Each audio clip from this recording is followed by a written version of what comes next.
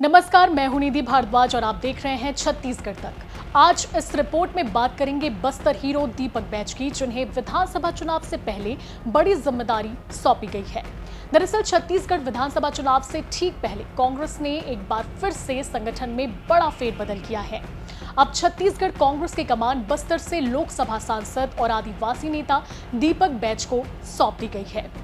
अब तक मोहन मरकाम ये जिम्मेदारी संभाल रहे थे, लेकिन अब पार्टी ने दीपक बैज को नया प्रदेश अध्यक्ष नियुक्त कर दिया है। विधानसभा चुनाव से ठीक पहले हुए इस बड़े बदलाव को कई सियासी मायनों से जोड़कर देखा जा रहा है। छत्तीसगढ़ में चुनाव से पहले कांग्रेस की ये दूसरी बड़ी नियुक्ति है। करीब 15 दिन पहले ही राज्य के स्वास्थ्य मंत्री टीएस सिंहदेव को डिप्टी सीएम बनाया गया था। बताया जा रहा है कि दिल्ली में कांग्रेस की एक अहम बैठक अप्रैल को आयोजित हुई थी, जिसमें सांसद दीपक बैज के नाम पर मुहर लग गई थी। इस दौरान सीएम भूपेश बघेल और दीपक बैज की एक साथ फोटो भी सामने आई थी और तभी से अटकलें तेज हो गई थी कि दीपक बैज को कांग्रेस प्रदेश अध्यक्ष बनाया जा सकता है। दूसरी ओर मोहन मरकाम और प्रदेश प्रभारी कुमारी शैलजा के बीच अनबन की खबरें भी लगातार सामने आ रही थी। ऐसे में कहीं ना कहीं ये बात साफ हो गई थी कि मरकाम को जल्द ही प्रदेश अध्यक्ष के पद से हटाया जा सकता है। छत्तीसगढ़ की राजनीति में माना जाता है कि सत्ता की चाबी बस्तर से होकर गुजरती है। बस्तर की 12 विधानसभा सीटें फिलहाल कांग्रेस के कब्जे में है।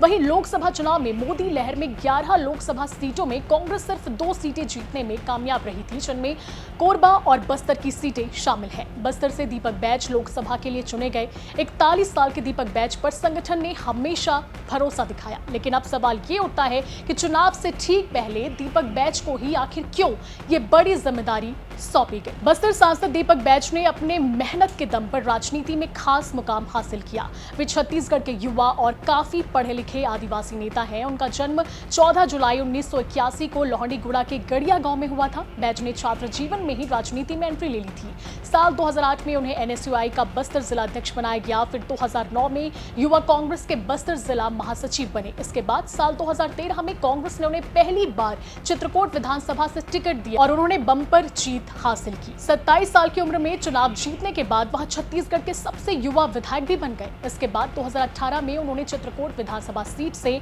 17,000 वोटों से दोबारा जीत दर्ज की। उनकी लोकप्रियता को देखते हुए उन्हें 2019 में बस्तर लोकसभा से कांग्रेस का प्रत्याशी बनाया गया, जहां उन्होंने जीत हासिल कर बस्तर लोकसभा सीट पर कांग्रेस का 25 साल का वनवास खत्म किया।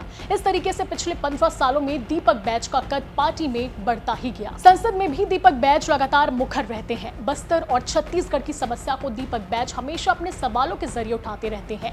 वे हमेशा कार्यकर्ताओं से जुड़े रहते हैं और उनके क्षेत्र के लोगों के साथ 1-to-1 चर्चा भी करते हैं। ऐसे में कम समय में उन्होंने अपना अच्छा खासा जनाधार बना लिया है। इसके साथ ही उनकी छवि काफी साफ सुथरी रही है। कोई भी विवादों से नाता नहीं रहा है। साथ ही सीएम बघेल से लेकर संगठन में सभी के साथ उनका जो तालमेल है वो भी काफी अच्छा रहा है।